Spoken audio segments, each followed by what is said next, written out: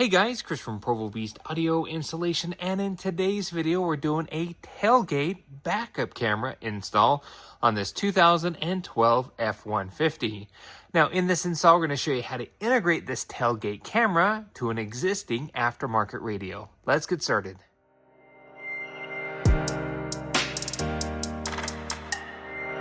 Before we jump into things, a couple of things to note. This specific install is in the scenario where you do not have a factory camera and you're looking to install a camera to either an existing aftermarket radio, a new radio you're installing, or an existing dash or some sort of display that you'll show that camera on.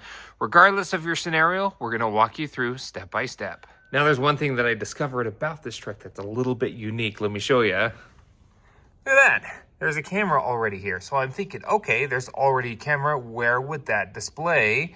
But look, I dug this out. There's a harness that comes out the ceiling, but there's not a mirror that would display it where traditionally it would in this generation truck. So my guess is maybe it's a new windshield and the previous owner just threw in a dumb mirror, not a smart mirror.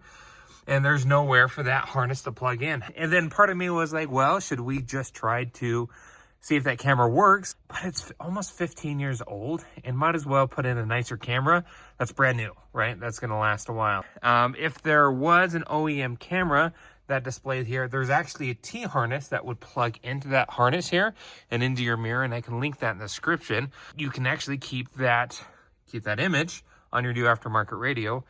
In this case, we don't have the mirror to display it, so we're gonna still move forward with the camera that we're installing. Here at the bins, the parts that we're using in today's install is this E-Way tailgate handle backup camera kit. So basically replaces the whole handle assembly, and we've done these before on the channel. They seem to perform pretty well, but basically it's like an OEM fit and finish, but it has an integrated camera into the bezel itself. Pretty simple kit. It'll bolt in. There's two mounting locations here. Also comes with a gasket, and it also includes a extension harness that'll carry the image from what the camera sees all the way up to our aftermarket radio, or in your case, whatever display is going to be showing that image. Really, the first thing we need to do is prep and mount our camera assembly, swapping out the old one, putting in the new one, and we're going to show you how to do that. So our step is we're going to go ahead and remove the original OEM assembly here, and this is where our new handle kit's going to install. Now we have to pull off this access panel on the back of the tailgate to get to the bolts mounting and wiring. These are T30 torque screws. We'll go ahead and remove all these so this can come out of the way.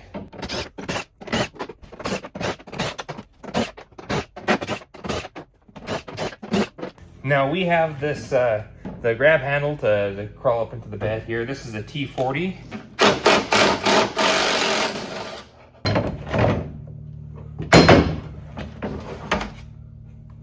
Now here is our assembly. There's two 10mm nuts holding it on, and it should come out from back underneath.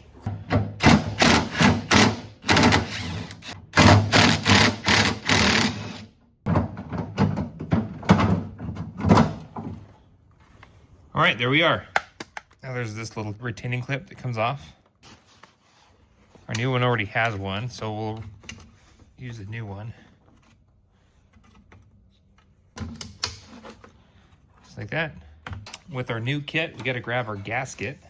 Now you'll notice there's some little tabs that stick out that help orient which direction this goes. We'll use the same nuts we just removed.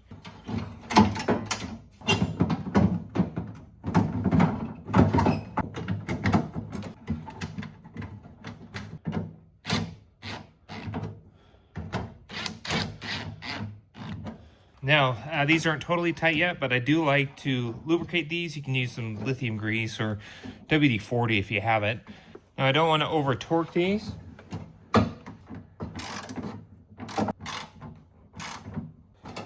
So that's all in.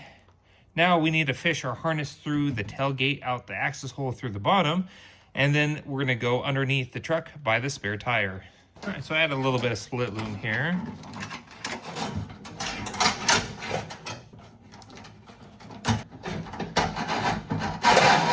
All right, so with this all mounted, fished it through that access hole.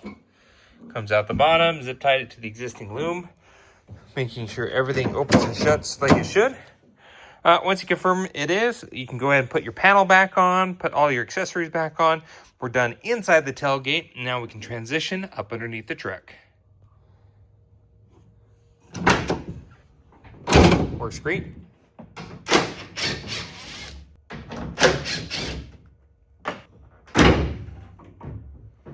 Now, when hooking up your camera, the camera that's now mounted within the back of the truck, this end will plug into that camera, and this is your extension harness, which generally goes along the frame rail, along factory loom, all the way up into the cabin, and which will connect to whatever display is showing that camera image. Now, in our case, an aftermarket radio. We're going with this JVC, which we'll install in the first video of this series, which we can link in the description for you. So this end will plug into the JVC's camera input. Now you have a little pigtail here and a power harness here. Depending on how you decide to power your camera will dictate where you make these connections. So remember, option number 1, for powering the camera just on the reverse light, it is the easiest. We'll fish this wire up to the reverse light cavity and put power positive of the reverse light to the red and negative of the reverse light to black. And whenever that light turns on, it'll put power to the camera, and it'll allow you to also display that image on the radio. Additionally, this red wire is also run in parallel to this red wire, and what E-Way has done is allowed you this end. If you didn't have a reverse gear trigger for your radio, this would go to the reverse gear trigger input on the back of the radio. Most major brands, it's a purple white wire, and this will tell the radio when to cycle over to show that image, because it's also pulling power from this red wire here, which is a really nice convenience. Again, the downside of this option number 1 is that camera's literally only going to be functional when you're backing up. You can't use that camera at any other time. So we are going to reconfigure this and go option number 2. We're going to power our camera on accessory, so that camera is always running when the radio is on, so we can decide whenever we want to call upon it to check our load going down the highway, trailer, tow hitch, anything like that. It's a really nice convenience in addition to just being in reverse. The way that we will do that is, instead of powering our camera on the reverse light power and ground, we'll still ground the camera, but we'll just cap this off. Because what we're going to do instead is, since these red wires run in parallel, when we pull this up into the dash cavity, instead of using this as a reverse gear trigger wire, we're going to repurpose this wire that runs through this entire harness and instead send power back through it. So this will go all the way back and power our camera. And this end, we'll grab our aftermarket radio harness, we'll tap into the red wire of our radio harness here, like we've done, and that'll power our camera whenever the radio is on.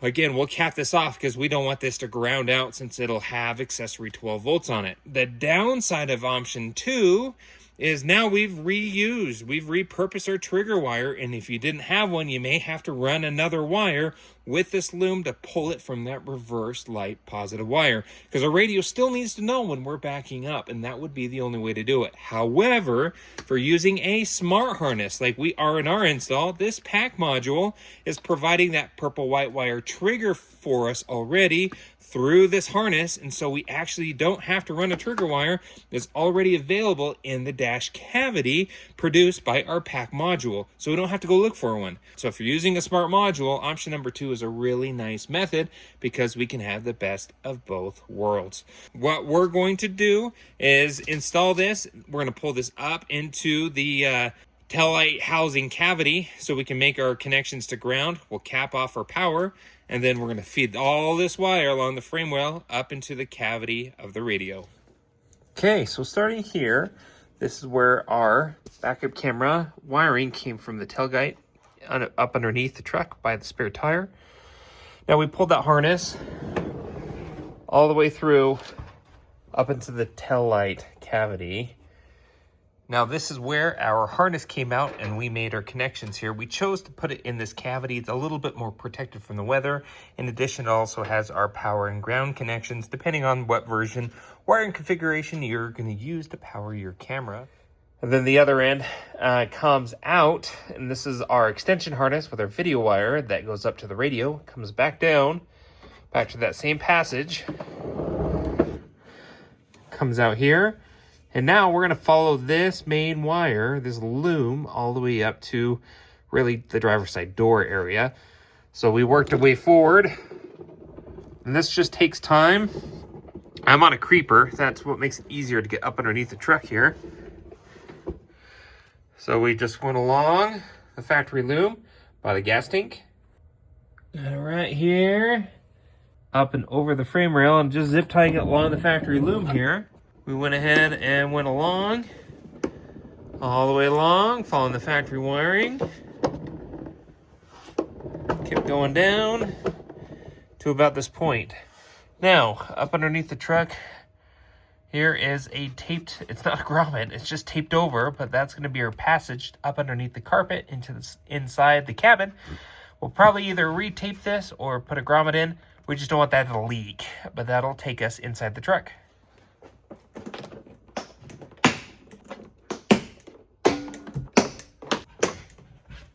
So if we lift this up, there is that tape, which we're going to pass our wire through, and then we'll reseal that up. We'll pull our wire up underneath. We're going to go up underneath the dash, up into the radio cavity. We sealed up the wire up underneath as well.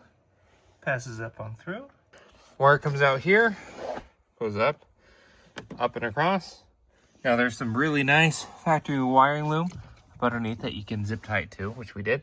And we fed it up into the dash cavity. This center bulb here is your reverse light. If you pull the insulation back here, we have two wires. Black's going to be your ground. Blue with a white stripe's going to be your power wire to the reverse light. Now, if you're going with option number 1 wiring, you essentially connect black to black and then red to the blue with a white stripe, and that'll power the camera whenever this light is on only. But we're going to take a step further to get more usage out of this camera. So we're going to do option 2. And what we'll do is we'll still ground the camera here, but we're not going to hook this up because we're going to power it on accessory. We don't want to hook this up and accessory, or else we'll backfeed the reverse light accessory power, and that could blow relays, modules, different circuits, fuses, cause all kinds of issues. So what we'll do is just cap this off. We're not going to connect it back here at all, but we'll still ground the camera here. And the other end, we're going to hook to accessory back behind the radio on that pigtail. Strip the wire so we can see it. A pick tool, we're going to poke through that wire. Try not to damage any of the strands. Then we have a little loop here through there. Then we're going to wrap it.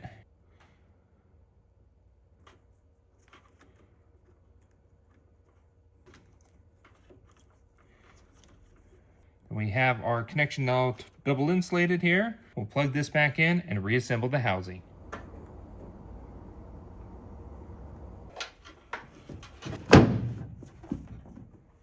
So we pulled our backup camera wire up into the dash. And now obviously here, you didn't see us take out the factory radio. We did that in total detail in the first video, which we can link in the description, where we removed the OEM radio and are installing a traditional double DIN. That'll display the image of what that camera is seeing. Now this end goes into the camera input on the back of the radio, and this is our repurposed power wire.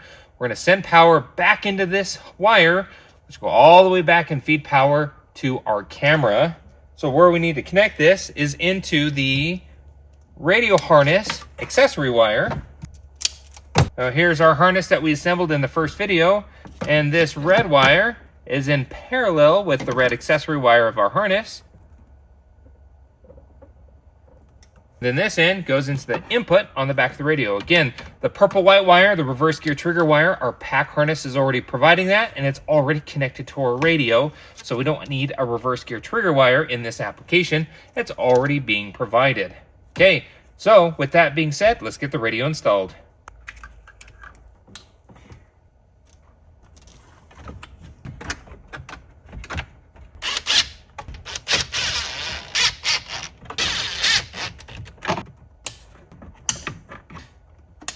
Radio now all reassembled here at this point in time. Let's do a final test. Now with your backup camera, depending on the radio that you're installing it with or any display, you want to make sure it's set up. So in our case, we want to go make sure it's all on.